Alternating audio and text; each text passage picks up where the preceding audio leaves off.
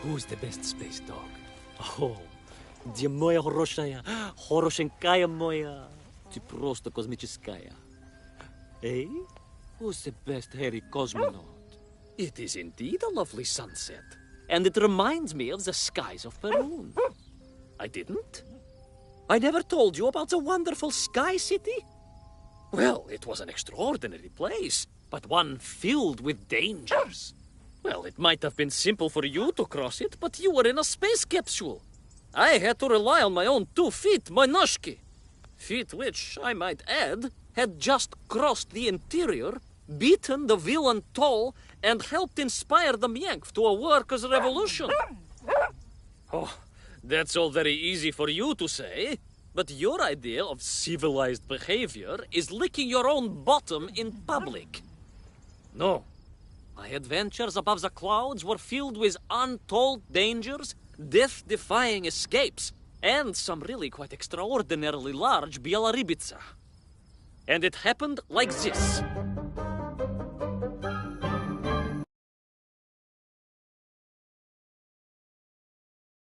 Weeks had passed since I left Plutonia, and one evening, exhausted, I simply fell asleep at the foot of a strange windmill.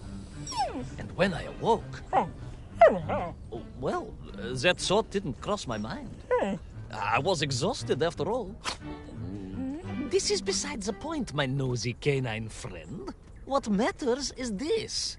When I awoke, the windmill and the ground around it had been carried high into the air. What magic was this? Что за магия? As unlikely, perhaps, as a suitcase-sized dog orbiting the center of the Earth for many years. Quite.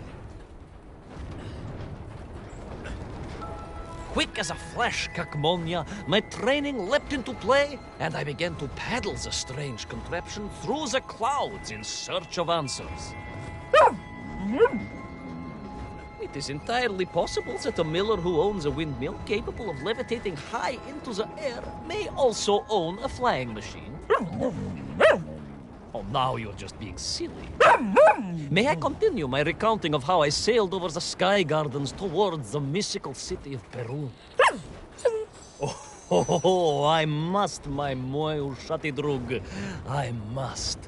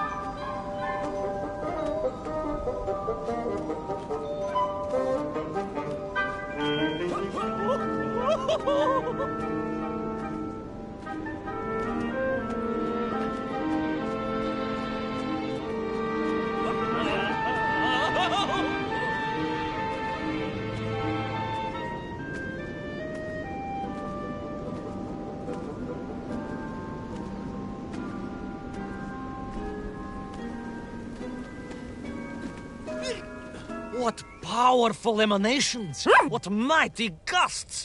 What an epic shkval! They reminded me of Cousin Pavel, yes! But whereas his rearward zephyrs could curdle milk and tarnish the teaspoons, these magical wafts only serve to carry me aloft and onwards.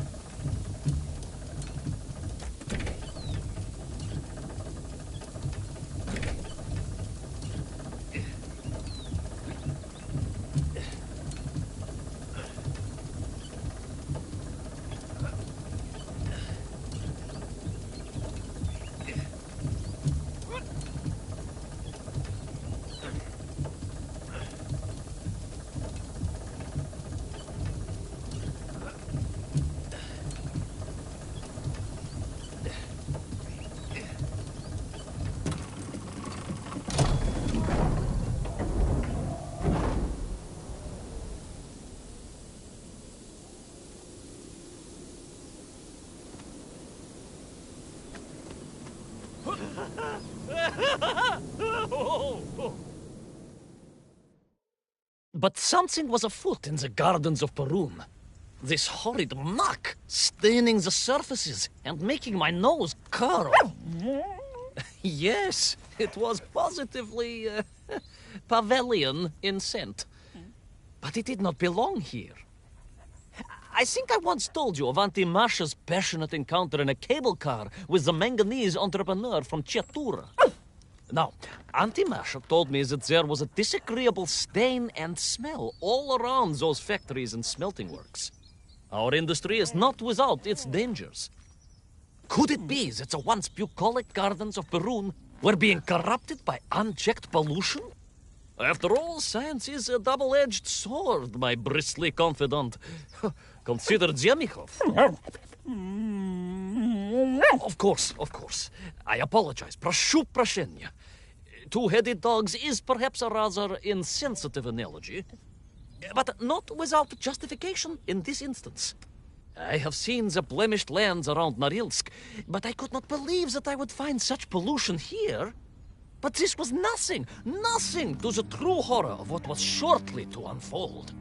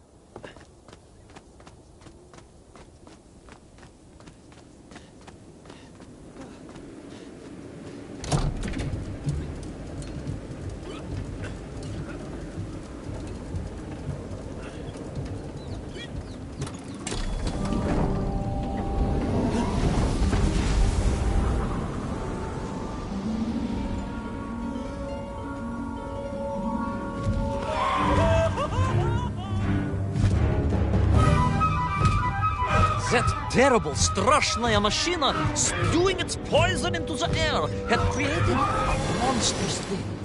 A being. A malignant spoiler of the noble and pure. And it had taken on the form of its prey. Well, of course. No, конечно, I was the prey. The citizens of Perun had clearly long since fled the evilly sentient smog, but I inadvertently wandered into its lair. Oh, I know. Misfortune seemed to dog me. Oh, sorry, I do apologize. To follow my every footstep. But no time to ponder, no time to bemoan the hand that fate had dealt me. No, all that was on my mind was escape, конечно.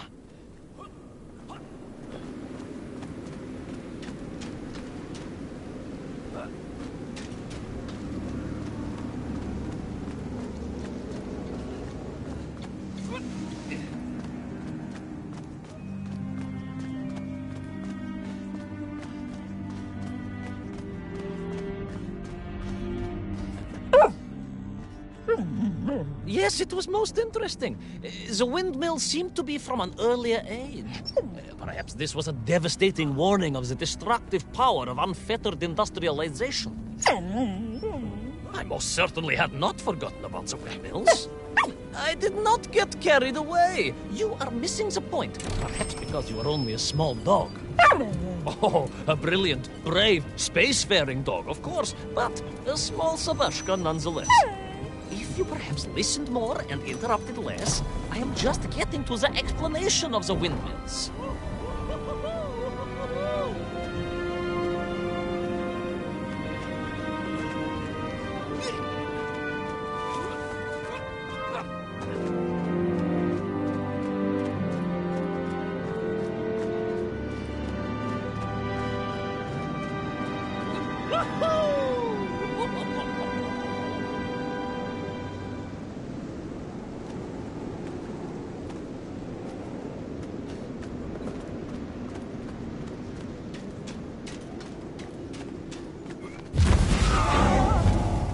My stinking nemesis was back.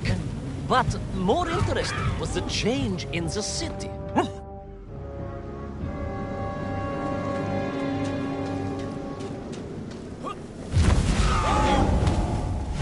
My stinking nemesis was back. But more interesting was the change in the city.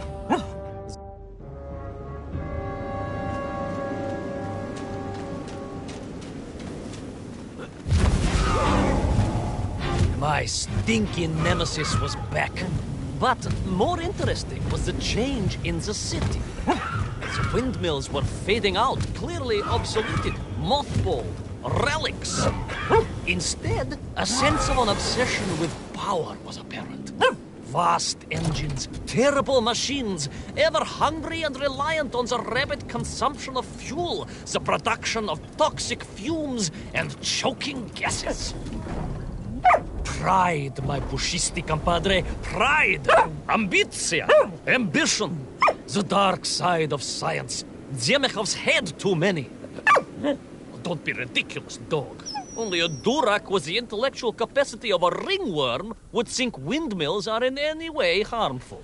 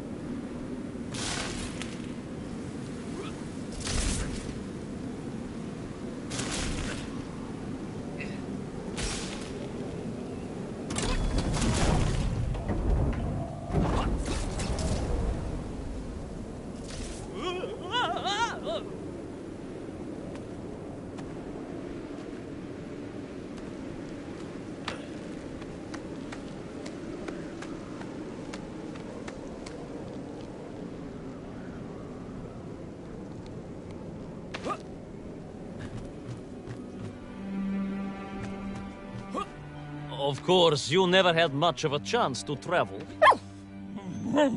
Sarcasm doesn't suit you. You don't have the tail for it. You do, at least, have a tail. Mind you, fair.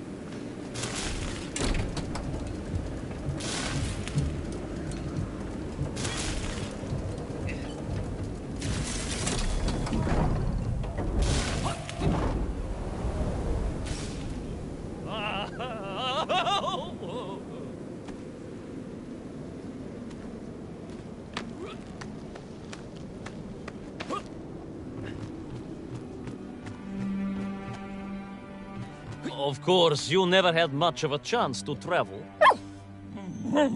Sarcasm doesn't suit you. You don't have the tail for it.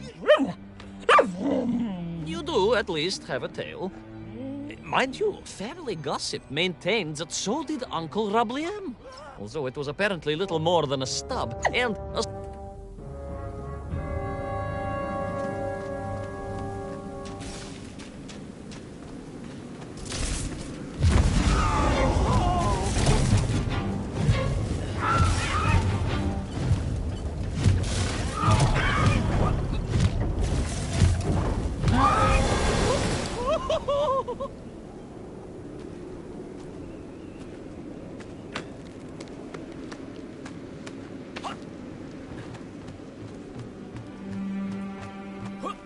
Of course, you never had much of a chance to travel. Sarcasm doesn't suit you. You don't have the tail for it. You do, at least, have a tail. Mind you, family gossip maintained that so did Uncle Rabliem. Although it was apparently little more than a stub, and a source of considerable discomfort and social anxiety for him. The question of whether or not Uncle Rabliem wagged his stub is very much off topic. What I am trying to say is that your upbringing on the streets of Moscow meant you never saw the blackened fields of Magnitogorsk.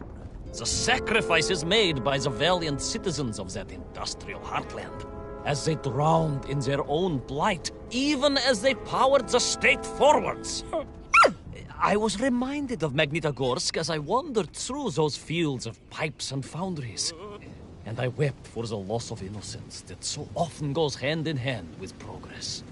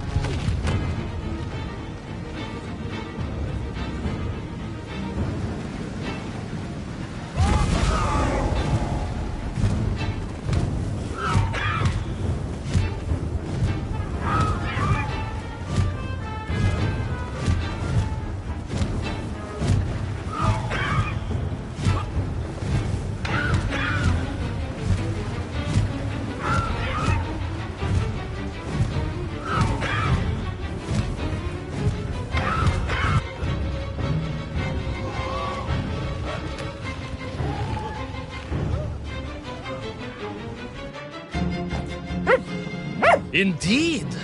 I just evaded the slimy, oily grasp of that man-made Vadzinoi, his petroleum stink clogging my nostrils and making my head thump. And I felt a great stirring within me. Yes, much like, I assume, Cousin Pavel. May he never get loose again. But no, quite different. This was no volcanic upbubbling of gastric malintent. No, it was the roaring fires of justice once more ignited within me. I felt a swell of patriotic fervor and knew the hand of destiny had fallen on me once more. Yes, what a hand it was! I could not see this great wonder sink into an abyss of poison and bile. The Perunians may have been forced to abandon their city, but I had saved the world once before and was ready to answer the call again.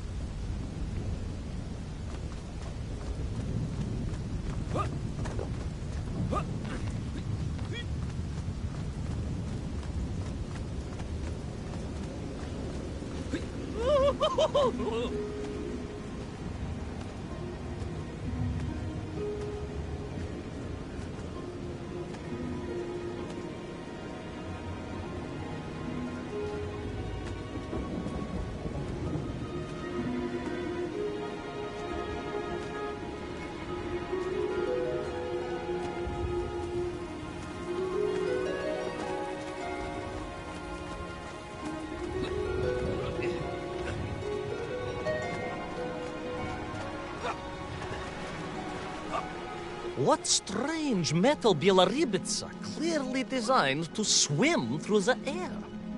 I was amazed. And there was more.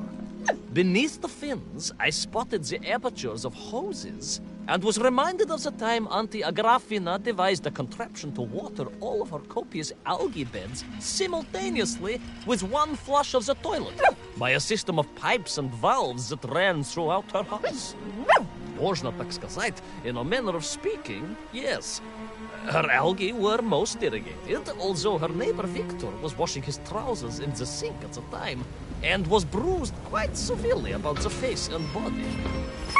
But these were no ordinary flying metal fish. They were designed to expel air, fresh air, and push back the polluted clouds.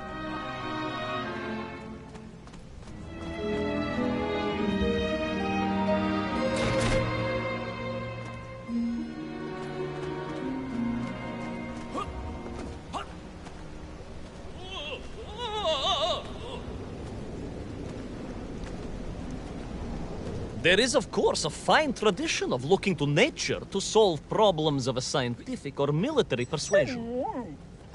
Yes, as you well know. My nephew, Sergei... Yes, the very same. Poor lad with his dermatological eruptions. Well, Sergei was stationed recently at Kazachya Buchta, where dolphins... dolphins were being trained as brilliant aquatic agents of socialism. Why not then be inspired by marine life? Why, there is a fish, I have heard, that can shoot jets of water from beneath the surface to knock its prey off little tiny twigs and into its mouth. If you were to tell the average mushroom sheriff that a dog would orbit the earth, I suspect you would receive a similarly sneering response. No, that is because you are a small, hairy hound of uncertain parentage. I, on the other hand, am a cosmonaut, the product of many months of training, and I realized the answer to pollution was here all along. The Peronians, tragically, had simply never had time to finish their fleet. If only I could find a working, flying fish. If only. If only. Yes. If only.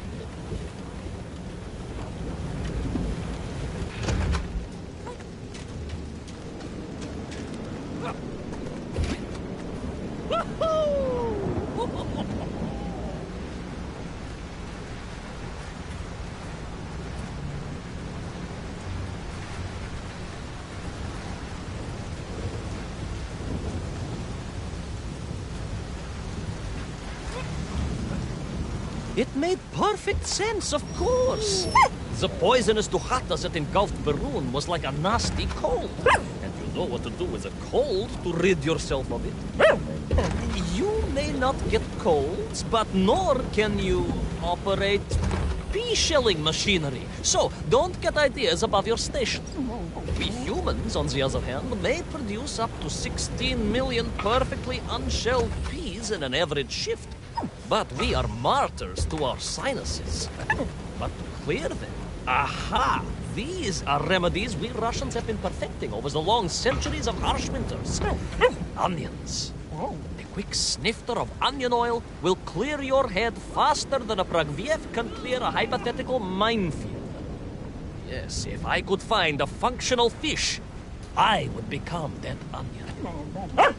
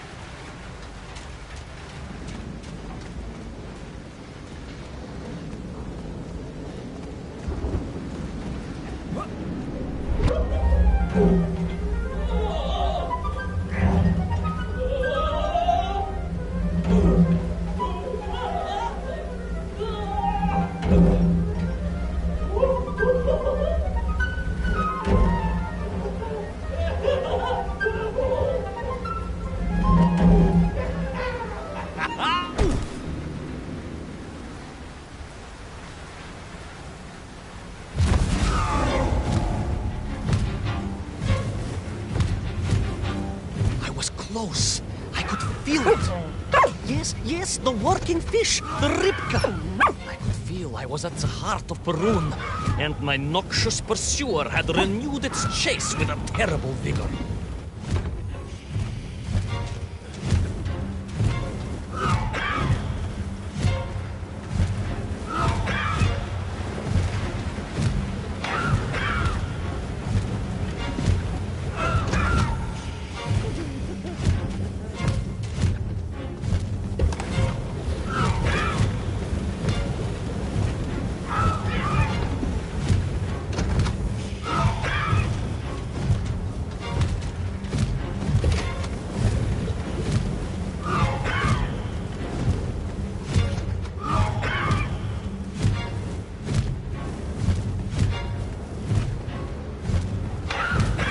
Not far now.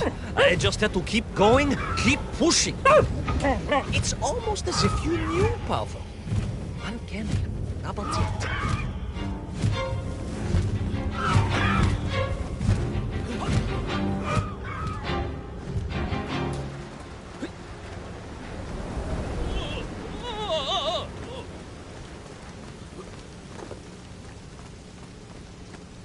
There she was. A beautiful sight. Her scales shimmering in the sunlight, her fins poised for action, her onion cannons primed for a great aerial conflict unseen in the annals of human endeavor. And you are just jealous it was a bigger flying machine than yours. No, my bilious pal. It was time for science to fight back. Yes, my hairy compatriot. Paechale! Onwards to victory!